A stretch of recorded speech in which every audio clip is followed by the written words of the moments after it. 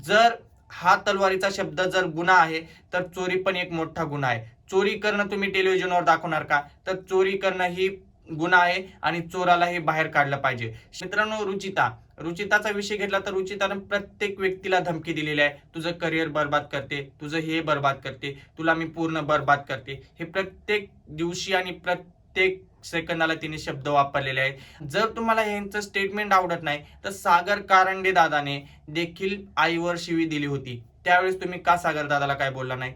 तर सगळ्यात पहिले नमस्कार सगळ्यांना. कालचा एपिसोड बिग बॉसचा तुम्ही बघितला असाल तर सगळ्यांनाच माहिती असेल की बिग बॉस सीझन 6 मध्ये काय झालेलं आहे ते.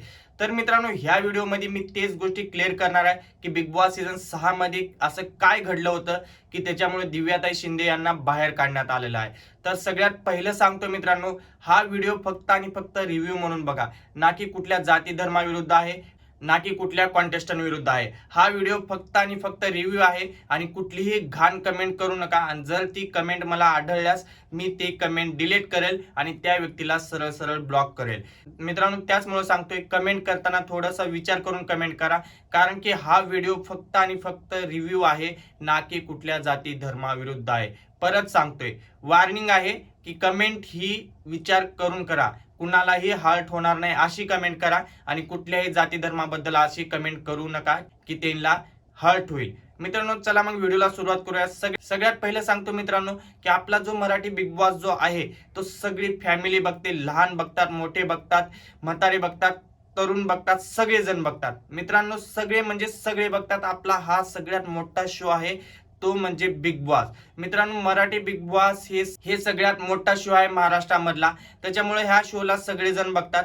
मित्रांनो, आता राहिला विषय बिग बॉस सीझन 6चा. आता तर मित्रांनो, दिव्याताई शिंदे बाहेर गेलेले आहेत आणि त्याचं कारण म्हणजे दिव्याताई शिंदे यांचे स्टेटमेंट. तर मित्रांनो, ती स्टेटमेंट अशी होती की माझी जे बाहेर तलवार आहे तर मी ते चालवू शकते आणि बाहेर गेल्यावर चालवणार आणि ते कुणावर चालवणार हे मला माहित आहे. तर मित्रांनो, हे तलवार म्हणजे तिची पेन आणि तिचे शब्द होते. तिचं म्हणणं असं होतं की माझे शब्द आणि माझी पेन बाहेर सगळ्यांना माहिती की काय आहे ते मी घरातही दाखवू शकते. आता काही जण बोलतात तिने डायरेक्ट तलवार बोलली, हे बोलली, ते बोलली, डायरेक्ट धमकी दिली. तर माझं म्हणणं काय माहितीये का, तर एक वेळेस समजून घेतलं पाहिजे होतं की स्टेटमेंट काय आहे ते.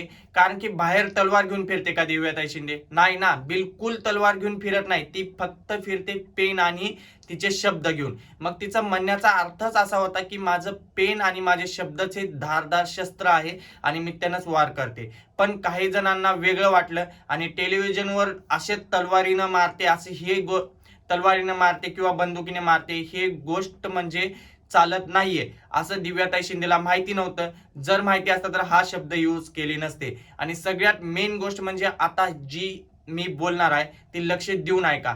कारण की मित्रांनो, बिग बॉस सीझन 6 सुरू झाल्यापासून जर हा तलवारीचा शब्द जर गुन्हा आहे तर चोरी पण एक मोठा गुन्हा आहे. चोरी करणं तुम्ही टेलिव्हिजनवर दाखवणार का? तर चोरी करणं ही गुन्हा आहे आणि चोरालाही बाहेर काढलं पाहिजे. 100% मित्रांनो, चोरही बाहेर गेला पाहिजे. तुम्हाला काय वाटतं हे कमेंट करून नक्की सांगा. आणि जर तो चोर चोरी करून घरात आहे तर मग दिव्याताई शिंदेला फक्त एक स्टेटमेंट दिल्याबद्दल बाहेर का काढलात? ह्याचं रिझन आहे मित्रांनो, दिव्याताई शिंदेला फक्त भारतातूनच वोट नाही तर वन साइड विनर होती, बाहेर देशातून पण वोटिंग येत होते. हेच कारण आहे दिव्याताई शिंदेला आज बाहेर काढलेलं आहे. मित्रांनो, रुचिताचा विषय घेतला तर रुचितानं प्रत्येक व्यक्तीला धमकी दिलेली आहे. तुझं करिअर बर्बाद करते, तुझं हे बर्बाद करते, तुला मी पूर्ण बर्बाद करते. हे प्रत्येक दिवशी आणि प्रत्येक सेकंदाला तिने शब्द वापरलेले आहेत. आणि दुसरी गोष्ट मित्रांनो, तन्वीने ही शब्द वापरलेले आहेत. आणि जर तुम्हाला यांचं स्टेटमेंट आवडत नाही तर सागर कारंडे दादाने देखील आईवर शिवी दिली होती. त्यावेळेस तुम्ही का सागर दादाला काय बोलला नाही?